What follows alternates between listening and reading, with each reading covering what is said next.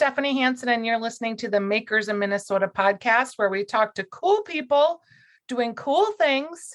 And there is a little talk around town that kind of keeps bubbling up, and it is about Quebracho Empanadas.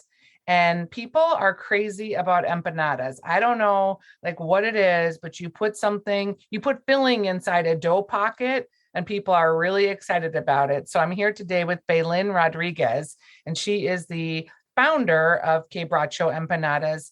And like, again, I don't know what it is specifically about empanadas, but people are crazy about them, wouldn't you say?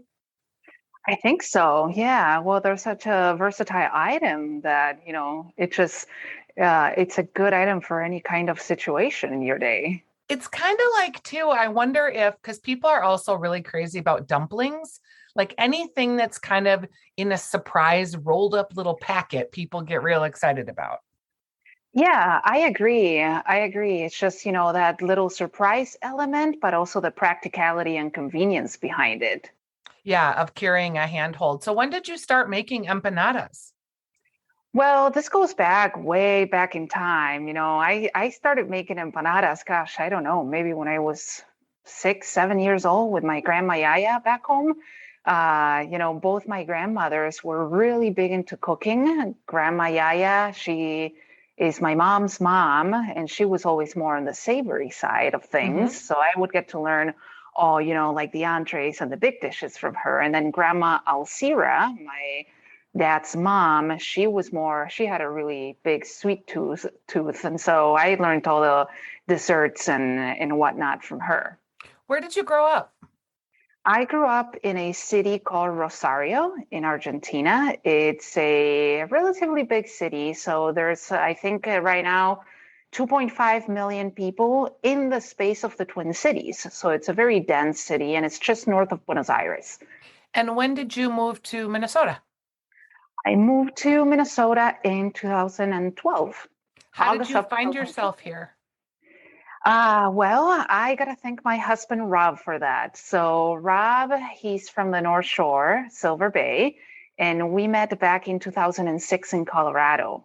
I was doing sort of like a student exchange program, or a work and travel program, I should say, right, in the midst of college, and he happened to be living there, and we both worked for the same ski resort, Which resort did you work at? Beaver Creek in the Vail Oh, Valley. boy, I love Beaver Creek. Lucky. Yeah, very nice place. Yeah, Very beautiful, beautiful exclusive place. too. It's just a lovely Yeah, place to ski. Oh my gosh. And they give you hot chocolate chip cookies when you get off the lifts. they do. They do. That's right. Yeah, I'm a big fan. So you find your way to Minnesota and then you get out of college. Did you start making empanadas right away or did you do other things? No, not right away. So I would say my journey with food was, rooted in homesickness here. So when I first moved here, I actually followed what I had studied for in Argentina. So in Argentina, I went to college for scientific translation and interpreting. So very different from food. Yeah. I became specialized in medicine, and I was doing translation of clinical trial protocols back home. So naturally, when I moved here, I tried to. Okay. Yeah, so when I moved here, naturally, I try to look for something in the same field. And I got a job as a Spanish interpreter in HCMC in downtown Minneapolis. Sure. So That I had to kept be that a really job. interesting job.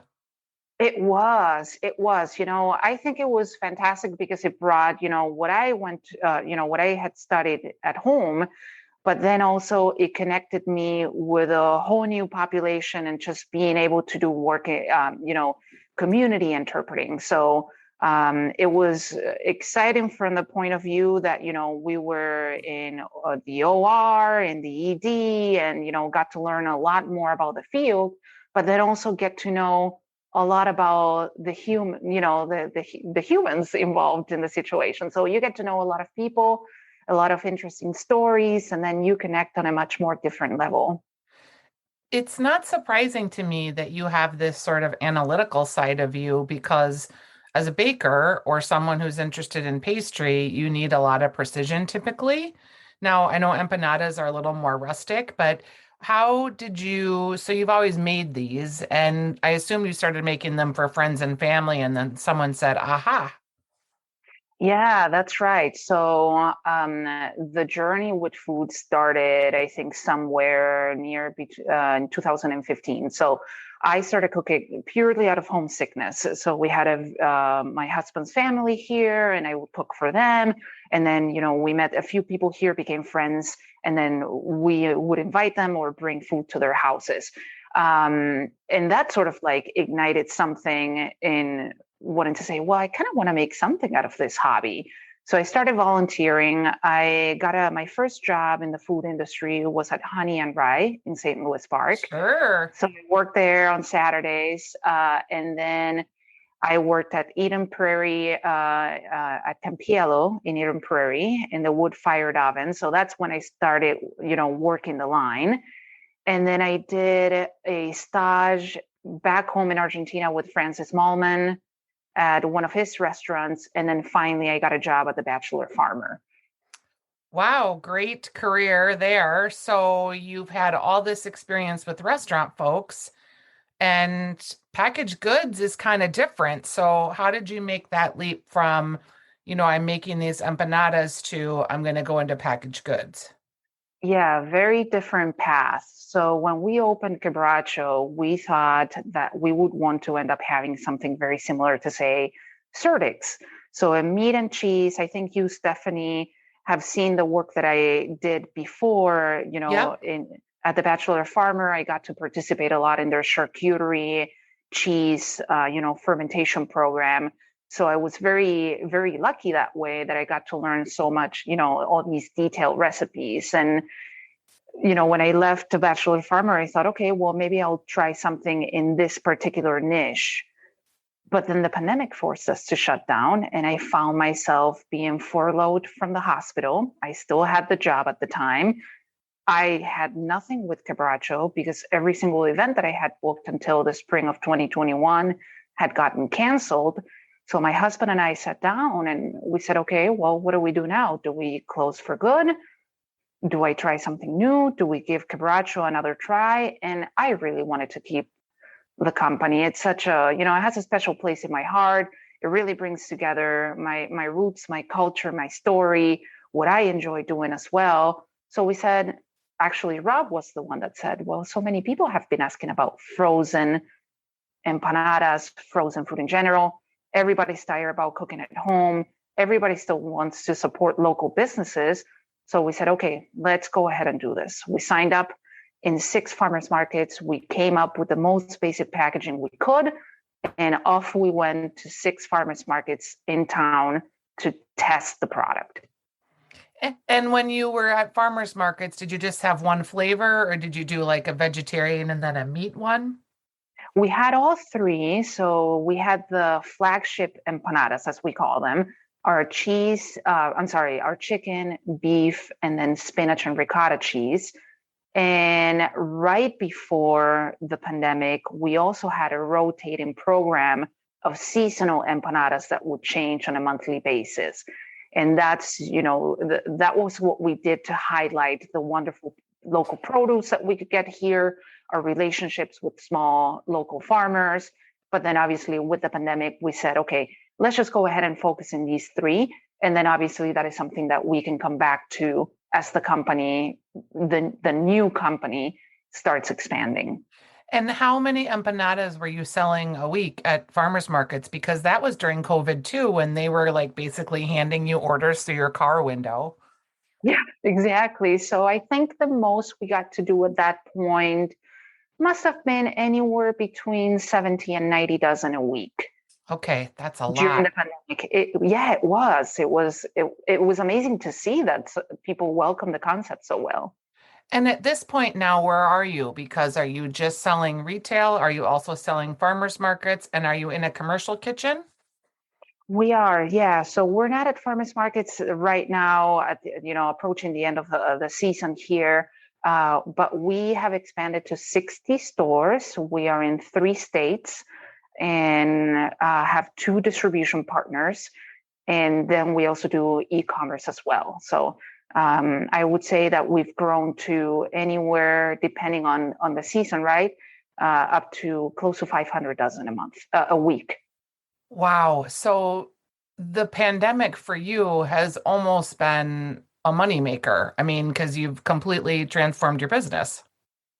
Yes, yeah, it completely changed who we are. And I think, it made us realize, wow, I had no idea, that my grandma's recipes could be such a popular item. And it makes me really happy to see, okay, wow, okay, I can really share these and I can bring the concept to not just the Twin Cities, but now we have people in Grand Marais buying them. We're in Chicago, different places in Wisconsin. So it's been very rewarding that way. And do you think you'll just keep on this path and grow with more stores? And what is your capacity? Is there ever a point where you can't keep up?